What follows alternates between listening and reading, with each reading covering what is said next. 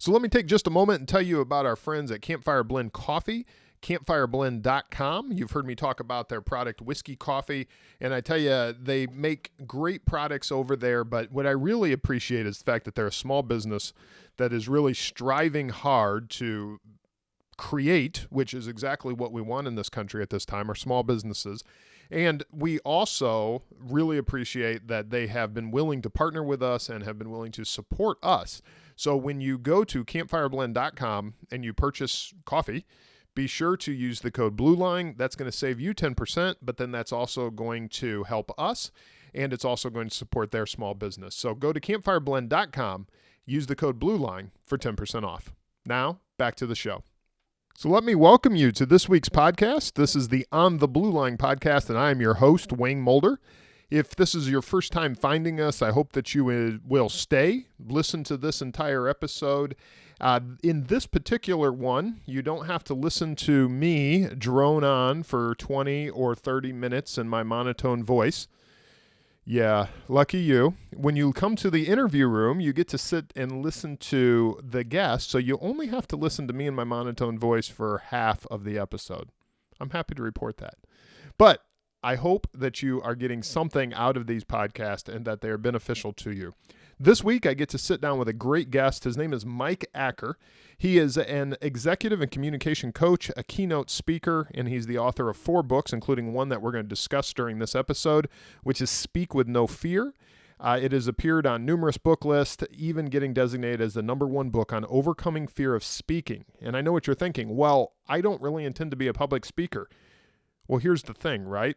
No matter who you are, what you're doing, whether you're in law enforcement or some other career field, or your grandma communicating with your grandkids, we all have to communicate with others. And that's really the basis of this conversation, is this whole idea of communication and how we can get better at it, as well as empathy and things we can do for our own mindset when we are faced with difficult times. And I know this is a surprise, but we may be going through some difficult times, at least in 2020 and so far in 2021.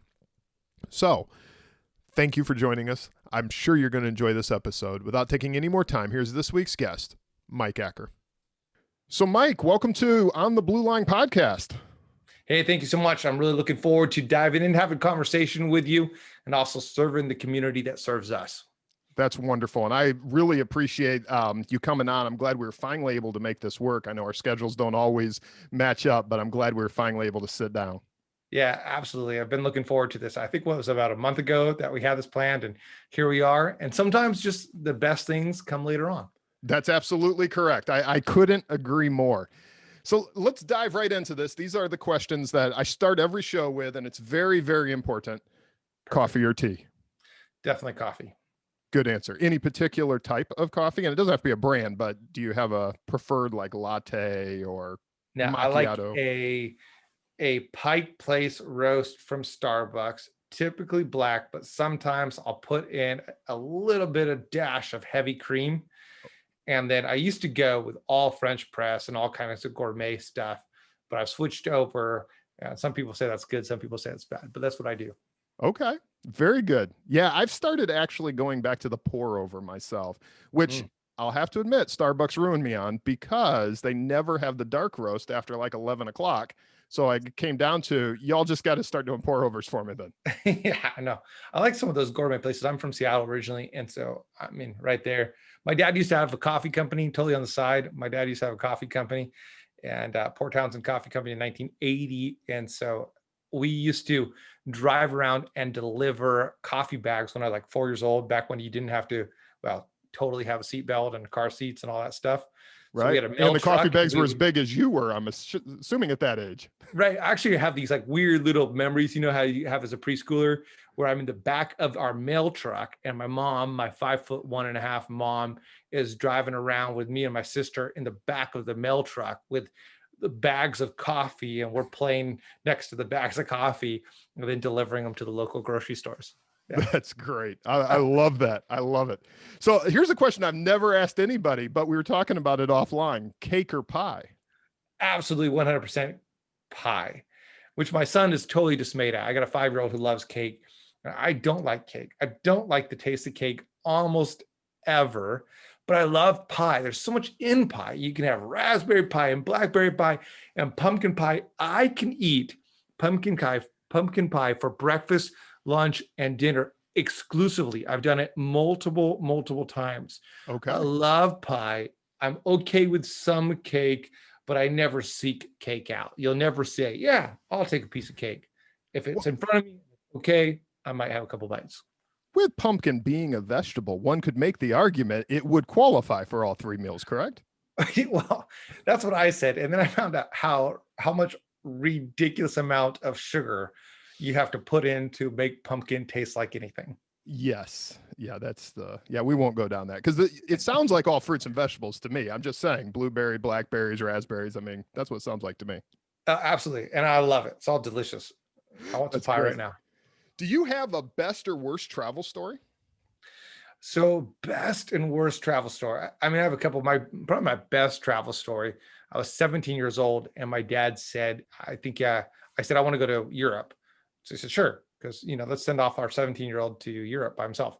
So I went off to Europe, and I got there, and then I had to figure out how to get to England from Spain because I only had a ticket to Spain, but I wanted to get to England. So I negotiated a layover in Paris and a day layover, like 26 hours, and then went to Paris by myself and just roamed the city and stayed in the outskirts of Paris, and then arrived in England, stayed with a friend there, hung around, and then traveled back. So that was one of my favorite stories where it just is so cool to look back, just walking around and everything.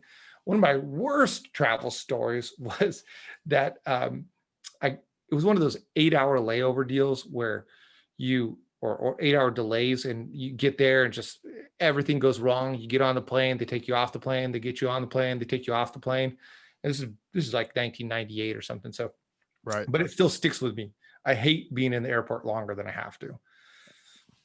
Yes, that you and me both on that end. So, Mike, let me ask you. Tell us a little bit about your journey. Tell us a little bit what's brought you to this point, and we'll get into what you're doing now here in a moment. But just tell us a little bit about your journey. Yeah. So I, like many people, had a dad who was a drug dealer. Just the average normal deal, right? As I'm talking to a police community, the statute of limitations has run out, and he won't say yes that this is true, but this is what my mom said.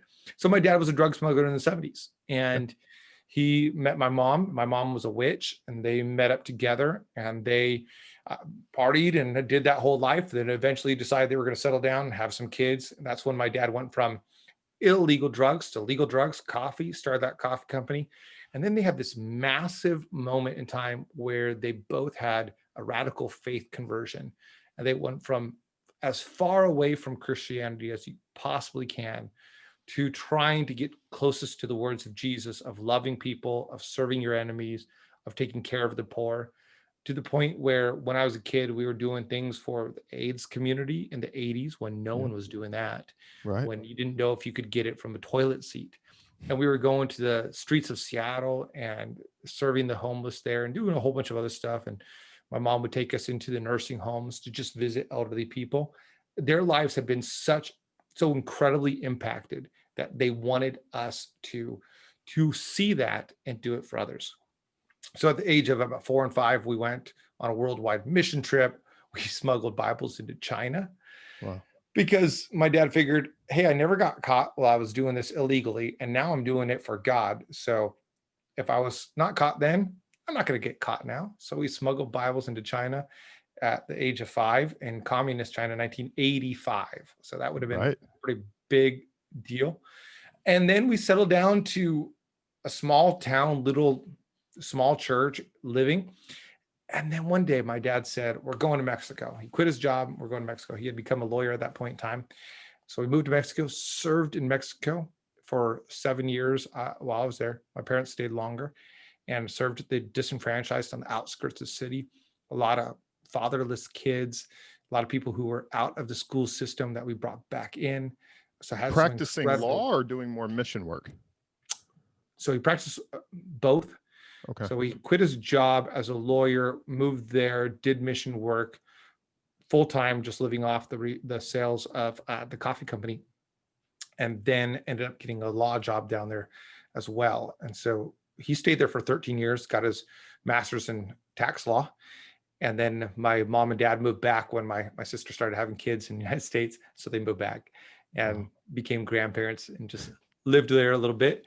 And so then I transitioned. So I thought at that point in time, what should I do? I moved back from Mexico. I ended up going down the route of becoming a pastor myself, did that for years, did it quite well. And then got to a spot where I just thought, I am now been part of the church for 20 years and on missions for almost 30 years. And long story short, ended up getting recruited in sales, did that. And that ultimately led to where I'm at now. Very interesting. That is a fascinating story. Absolutely fascinating. Now, where do you go from there? Right? I was going to say, I've got so many questions on like every portion of that. We could talk for hours. But let me segue instead, because I think that there's a few commonalities to what you just spoke about. And I think that it can be summarized in a sentence that I've seen on your website and some of the things that you put out. And it's this concept of living a life of design and not default. Can you go a little deeper into that? Yeah. Default is just what you're gonna do. It's just what you default to. You default to waking up at a certain time. You default to eating certain amount of food. You default to driving a certain speed on the freeway without thinking. You just default to certain patterns in life. It's just what happens to you naturally without really thinking about it. So a lot of what I do nowadays is working with communication and teaching people on communication. Not only do I speak, but also I teach and help presenters. And so their go-to way of communication is boring, it's monotonous, perhaps it's filled with fillers and they're saying like and all of those different ways that we fill in the gap. Design is where you look at what you're doing and you decide that you're going to go the route that you want to go on purpose instead of on accident. So you say, okay, I see this is what I default to. I default to using fillers. I default to speaking really fast, or I default to speaking very slow. But by design, I'm going to try to modulate my voice, or by design, I'm going to get in my car and put on the speed control. By design, I'm going to get up early in the morning and have a workout routine. By design, I'm going to create SMART goals. By design, I'm going to look at where I want to go, and then I'm going to map out how to get there, because you don't get to an awesome future on accident. Right. That is so true. And something that I think is such a battle for each of us. I know that I can point to certain situations in my life over and over again where it is probably because it's easy. It's easy to just default. It's easy to say, okay, I'm not going to, why fight this? I'm just going to do what comes natural. Or it's a time thing. We've got so many excuses as well. Can you give us just a little bit on how not the whole thing, but just like, where does someone even start there? Is it a matter of introspection? Do you just sit down and, okay, what steps should I take? Or is it deeper than that? Or where would you start?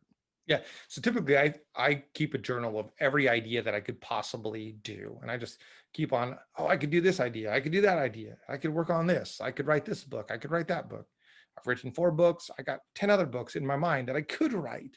And I got, I should start this type of company and I should do this. And so I just write all these things down and I have a going log of ideas. And then every quarter I look through my massive ideas and I think through, okay, which one lines with my value? Which one is most important? Which one is going to bring the most reward? Which one is going to be the most fun? So this time around, this quarter, I focused on 3, which is finishing the manuscript of a follow-up book to Speak with No Fear, which has been all over on Forbes.com and all over the place. So I want to finish the manuscript for that book. And there's all kinds of reasons why I chose that book out of many other ideas. And the other one was to lose my COVID-19, not the virus, but the quite literal 18 to 20 pounds I gained since February of last year. Yeah. So that was a big one right there that I thought I really need to focus on this, especially as a person who's guiding and mentoring others. So those were 2. And the last one was creating a virtual speaker reel. I do a lot of online presentation. And now that COVID isn't just disappearing like we all thought it would, right. It's going to be gone for 2 weeks. But instead, this is the reality for a while. So I'm going to make the most of it and by the end of this quarter, really have my virtual setup in a place that I can demonstrate it to others. So I looked at all my ideas and I chose 3 of them. So if someone's looking at what they're doing and doesn't want to do by default, which would be going in all kinds of directions a little bit here and there, put as much idea, start keeping an idea or a project or whatever it is that you do, ideas for the house, and start putting it all out there and then narrow it down. We do this for our house too. We moved into a new house during COVID times. Very interesting to buy a house now. I'm sure. And there's a lot of projects that we wanted to get done. So we put them down and said, honey, which ones do you want? And let's just target this one and then this one. Right now, we want to redo one of our entry tables and such. And then we have a project after that. And then it's not just whatever we feel like at the moment, but by design, we're getting through the things that we think are most important. I love it. I absolutely love it. I think that's great advice. Just, I can imagine the listener out there right now, the person who's listening to this and being like, well, this is a law enforcement show. And, you're talking with this guy that does public speaking. He brings people in, he teaches them how to do public speaking. And I can just imagine in their minds right now, they're envisioning, standing up in front of large crowds, at least pre-COVID, and maybe now standing up in front of large Zoom gatherings. But I think what you teach and where you're coming from is a lot deeper than that. It's more just in communication skills in general. Is that accurate? Yeah. I think right now, it's very difficult for law enforcement. There's a lot of eyes watching everyone who serves, and thank you for those who serve. Appreciate you. There's a lot of eyes on you. And so there's an extra need for you to be communicating by design and not by default.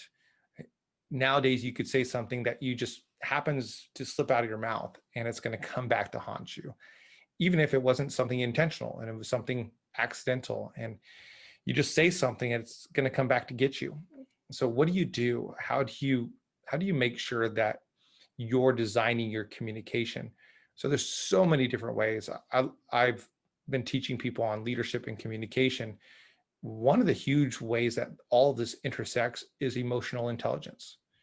The ability to know your own emotions, the emotions of others, to regulate that personally and regulate that interaction with others.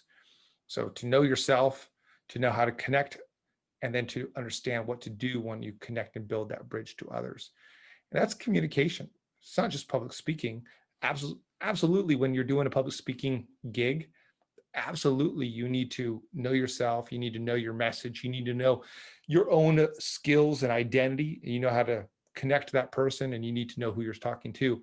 But that's true in any area. And I would say specifically to our law enforcement officers, the ability to regulate self, be aware of self, to motivate self, to build that bridge to those they're serving, and then to understand that interaction. Emotional intelligence, as it pertains to communication, is huge. Yeah, that's so powerful. Would you say that we have a communication crisis right now, when in general in this country? Because we have a few issues, and I would say leadership would be one. And there's obviously, we all see the news, but not so much going down Right. that road. I'm talking more causation. When you really boil it down, what kind of things are we talking about? And I think we could make an argument for a leadership crisis, but would you say there's also a communication crisis when it comes to our ability to communicate with each other? There's a lot of talking at and not talking with. So even when I talk with a CEO and I'm working with them to give a presentation, sometimes I'll say, right now, it sounds like you're talking at me. You're talking at me. It doesn't really matter whether I get it or not. You're just trying to get through your words. And if you look at across in America, there's a lot of talking at, and there's not a lot of understanding that's happening between. So I love that John Maxwell writes a book and it calls it "Everyone Communicates, Few Connect." Right. And his whole idea is everybody's talking at, but not always they talking to. So when I look at it, I think about this whole emotional intelligence as it pertains to communication. Think about it this way. Emotional intelligence, according to Daniel Coleman, really comes through 5 different areas. It starts with self-awareness, then self-regulation, motivation. That all pertains to self. The 4th aspect, according to him, is empathy, and the last one is social skills. Now, if you think about the first 3, those all pertain to self. It starts with self. communication does start with self. What do I want to get out? What do I want to get across? Then it goes into this fourth one that I mentioned, this empathy. And I think that in emotional intelligence, we're lacking empathy. And I think in communication, we're lacking empathy. We're talking at, but if we could empathize with the other side, if we could empathize with the people we're trying to get our point across to, then perhaps we would change even some of the words that we'd say, at least the tone we say it. Going back 4 years ago, I read this article, and regardless of where people voted, I thought this was really interesting. When President Trump became the president 4 years ago, a lot of journalists were very frustrated. And one journalist thought, how could this possibly happen? But instead of doing what many people did and just ranted and talked at the other group, you're dumb, you're whatever, and insulted them, this journalist went to find out why people intelligently voted, not just party affiliation or something like that, but there were people who intelligently voted for Trump. So she went out and sought them out and asked them. And I thought, isn't that powerful? She knew herself. She held back her emotions. She understood what she was trying to do. She went and she empathized and sought to really understand their point of view. It didn't change her own view, but now when she's talking, she's not just throwing out her own words. She's now able to say, oh, okay, I don't agree, but I get where you're coming from. And that's social skills. Right. And when it comes to right now, we are in a crisis of communication. We're in a crisis of emotional intelligence because there's no empathy, not only in political America, but in many areas. We can't empathize as a citizen. It's hard for me to understand, and therefore hard for me to empathize with the stress perhaps that's on a police officer. So you see a lot of people just jumping at it going, well, they should have. Well, have you ever walked a mile in their shoe? Yeah, I love what one person did. He was very critical of police force. And then he went through police training. Right. And he came back and thought, oh, and there's all these different ways. And I love that so many of our police officers are working so hard to empathize with people that maybe they don't agree with, and help me understand you. And if we could do that in so many areas, in religion, in CEO, employee, undercover boss, the whole idea there is empathy. Right. And instead of me just talking at you and bossing you and telling you what to do, I'm going to walk the ground floor with you and understand. So maybe it's not a crisis of communication. Maybe it's a crisis of something that's crucial to communication, which is empathy. That's powerful. And it could change not only our personal lives, but I mean, that kind of thinking could literally change the world. And I know that sounds cliche, and I know that, it sounds, we hear those things. It's like, oh yeah. It's true though. And it starts small. Like you said, it's having empathy for a neighbor, having empathy for someone who doesn't necessarily agree with us. And it doesn't have to be, like you said, politics. And we see it in law enforcement all the time on both sides of the equation. Just because somebody's made mistakes in the past doesn't make them a bad person. And you have to look at obviously there's use of force incidents and there's things that come into play in the moment, but both before and after that moment, empathy and treating people like people is where it's at. Yeah, absolutely. I think when it comes to our own lives, we give ourselves so much grace. You know why? Because we understand. Wow. And we read into our intentions. I shouldn't have done that, but I get why I did it. I was tired. I get why I did that because the day was tough. And so we empathize with ourselves, and then we give grace. We get it. We know what our internal motivations. I didn't mean to tell him off. I'm not a bad person. I didn't mean to tell him off. I did it because I was hangry, because of whatever, right? Right. If we could get into the mind of someone else and understand why they did what they did, why they said what they said, we would be such, as you said, in a world-changing place. That's great. And I've honestly never really thought of it at that level before. So that's great stuff, Mike. I really appreciate that.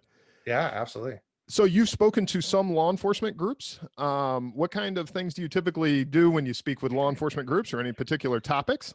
Well, well, one of them, I had just got him pulled over, and I was All the invited best stories start that way. Gosh. So I was invited to speak at this is event too. There were several hundred police officers. It was a really cool event, and we were honoring all the officers in the area. But I had just gotten pulled over, so I'm up there and I'm talking about honor. That's what I'm talking about. And I got up there and I looked around and I saw the officer who pulled me over, and I'm thinking about honor. And so I had all these words to say about honor, and then I thought, and I said, as I stand up here, I don't remember, this was several years ago, I don't remember the exact words, that I want to honor you. And often we honor people by what we say, but we don't honor people by what we do. And maybe the best way that we could honor each other is not just by saying it or being outwardly respectful, but really by aligning the actions that we have with the community we're trying to honor.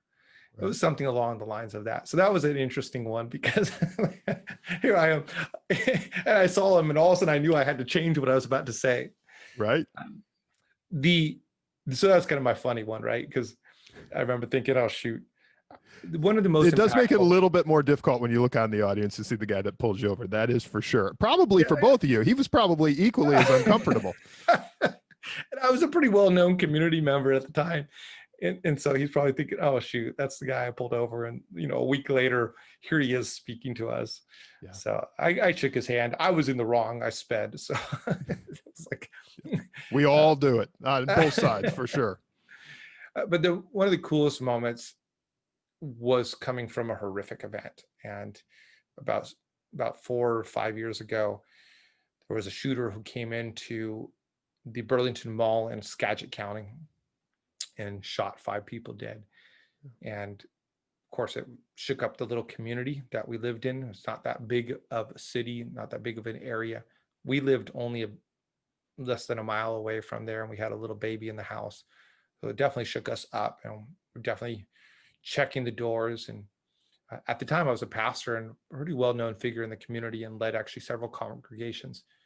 So in that moment, one of the guys reaches out to me and says, Mike, I really feel like we should do something.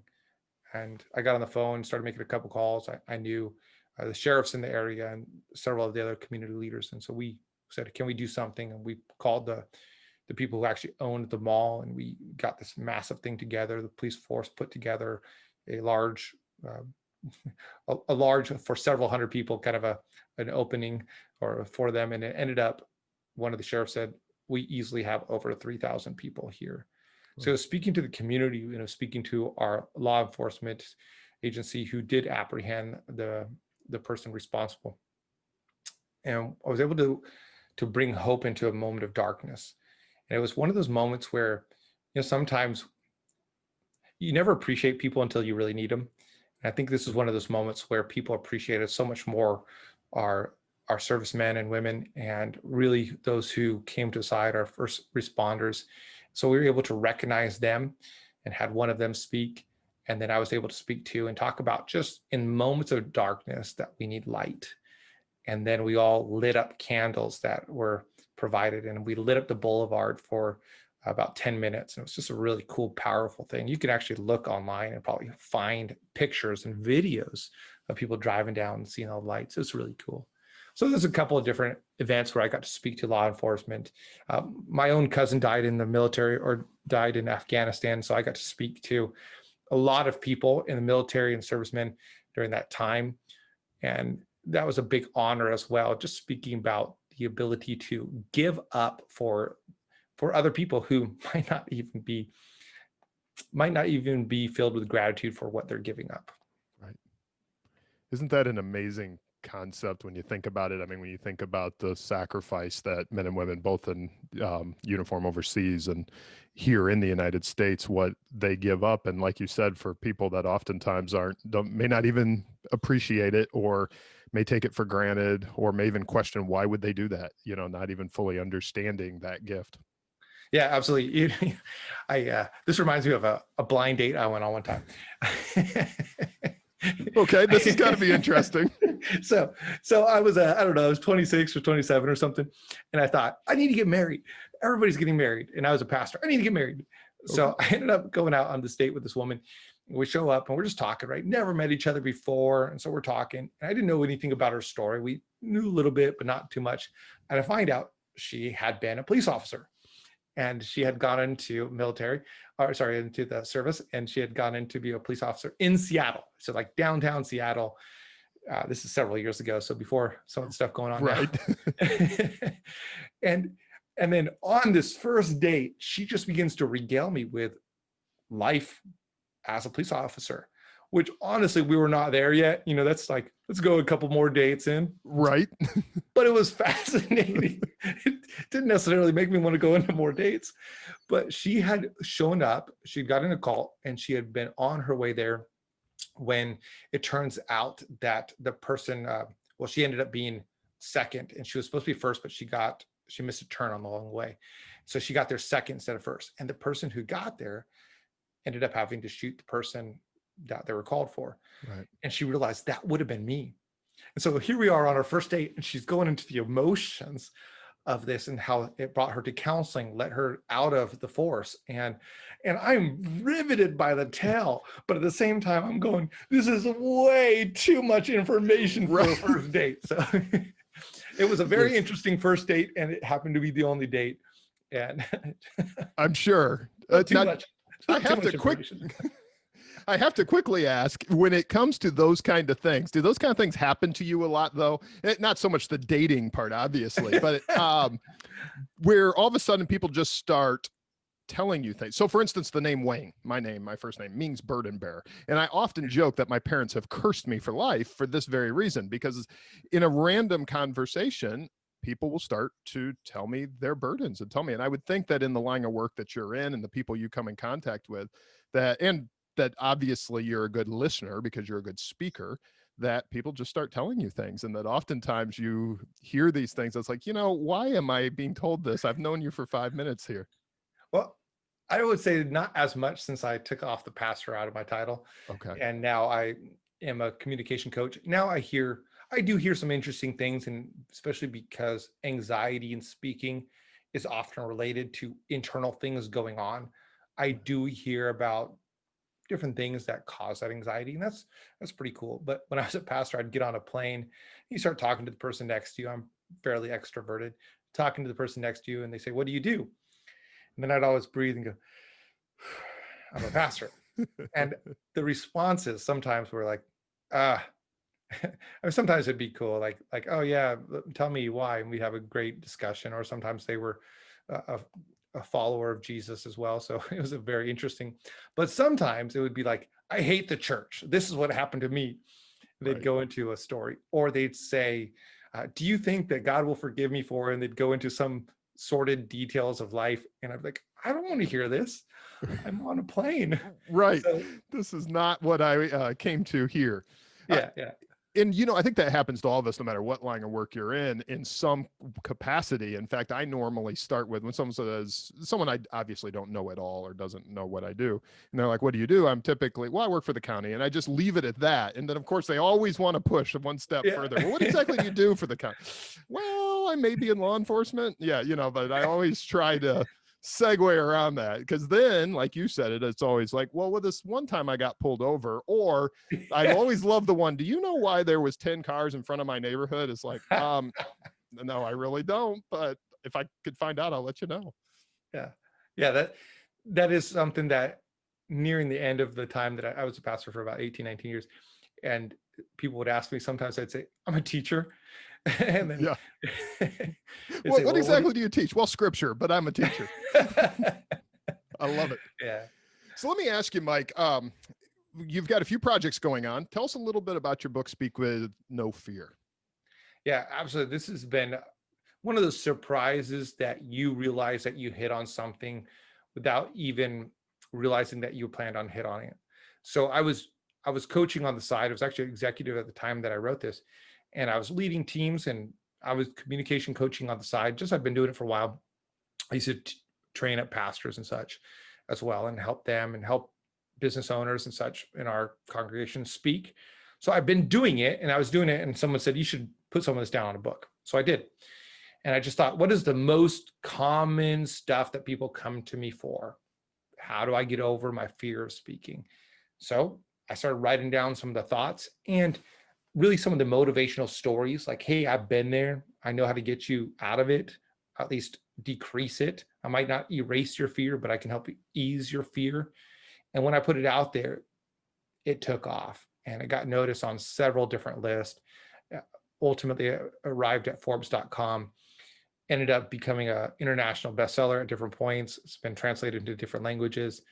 And people reach out to me from the book every single week. People who, and that's where even the interesting stories. I want to talk to you because I got to do this, and I'm just terrified, and this is what happened. And it's a huge honor because I get to help people overcome something, or at least ease something that's been a huge part of who they are. So it's at this point in time of our recording, I think it's got 440 reviews, mostly positive, on Amazon, and 90 on Audible and some other places as well. And it's on hardcover and audio and paperback and ebook. And it's really been really cool. Very cool. I will be sure to link all that up and make sure that people can find it in both the show notes and on our show page as well. Let me, there's another book, though, that you've written, which I believe is going to be more on the faith side, but I listened to a portion of it, and I think it has a lot of relevance in today and what's going on, and that's your book, Grow Your Soul. Could you tell us just a little bit about that? I was listening to the portion that's on Audible, and the reader was speaking about tension in the soul and how this tension, comes into our lives. And I think that most of us could agree that 2020 and the first few weeks of 2021, which really haven't been much better, has shown definitely this high level of tension.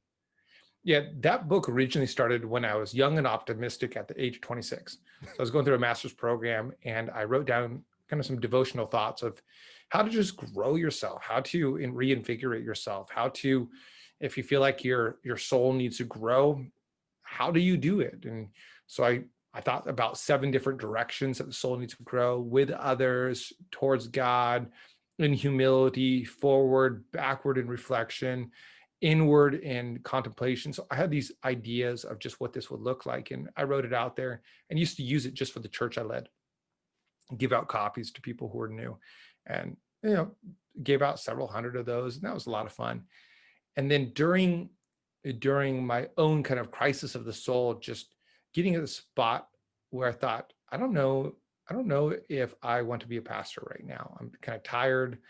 And after dealing with all kinds of issues for years, and been on the deathbed with people multiple times, been on the crisis, had some tragic things that happened to people that I loved, and just getting weary and tired, and really needed a break from it. And I think all of us arrive at that moment. And then, do I want to stay in? Do I want to get out? Well, so long story short, I got recruited out and went into sales, and it was fantastic and really enjoyed just having that break. But there was a point of me that just didn't even want to go to church anymore. I'd never been hurt by the church, but now I just felt like that hurt all of a sudden was manifested.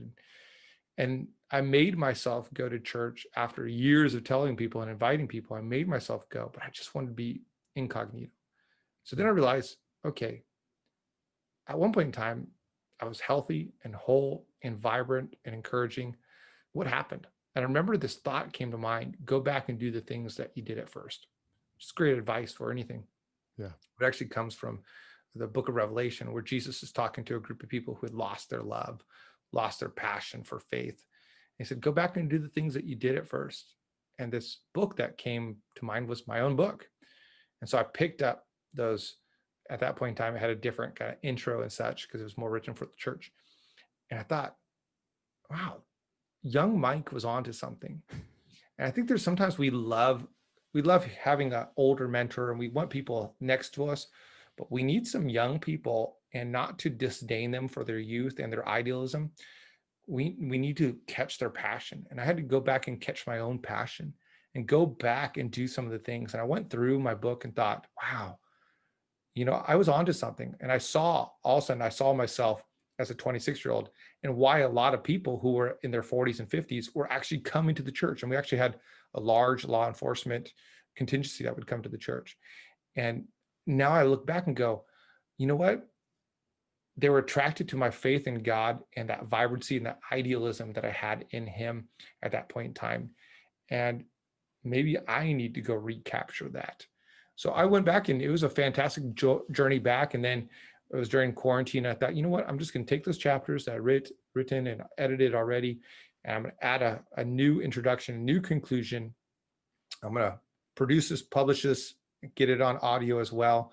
I didn't want to do it myself, so I hired someone else to do the audio for this and put it out there. And I haven't promoted that a whole bunch because it's not really what I do. It's not my main job. But I love that some people have connected and said, Mike, I completely understand. I got to that same spot. And thanks for just giving me a roadmap to getting back to a good spot.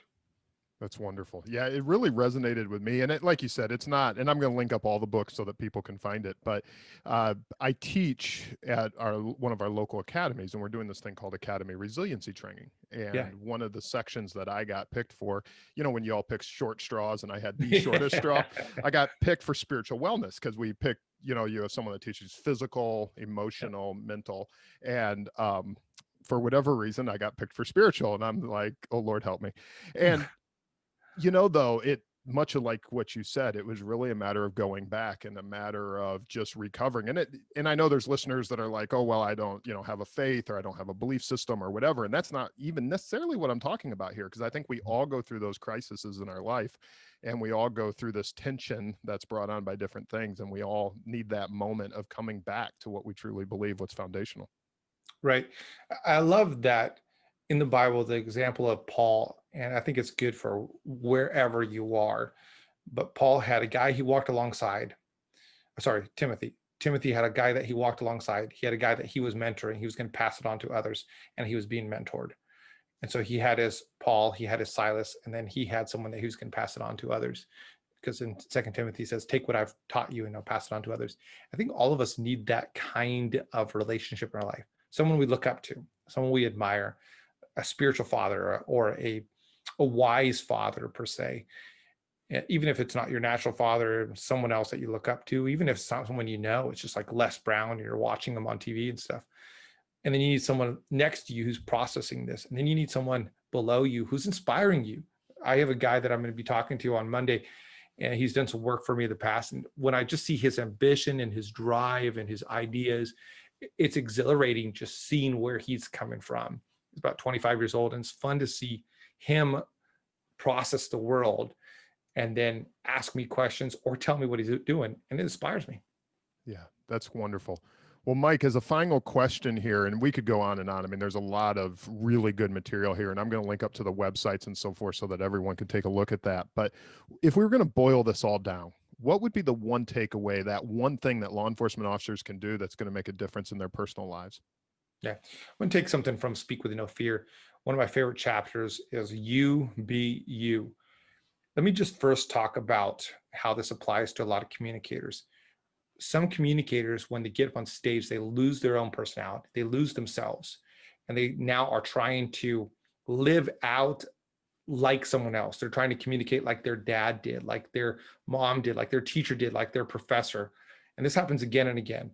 Or it's not even like someone specific. It's like they think that person should communicate. So I was talking to one CEO, large company, multi-state, and we're talking, and he's gregarious. He's laughing with me. We're going well. And then the moment he goes into his pitch that he was working on, he gets very serious, and his posture actually changed. And I just paused and I said, what happened right there? He goes, what do you mean? He said, I was just doing business. And so some people believe that they can't take themselves into that environment they're going into. Now, this is true for multi-billion-dollar companies, for small mom and pop stores. It's true for a manager, and it's true for everyone. It's true in law enforcement. You are you. You are you. Study yourself. Know who you are. Find out what makes you personally tick. Find out your mission, your vision, your values, your purpose. Really anchor yourself. Think about it like this. You're a boat in the middle of the sea, and it's quite chaotic right now. What anchors you so that your boat doesn't just get thrown anywhere?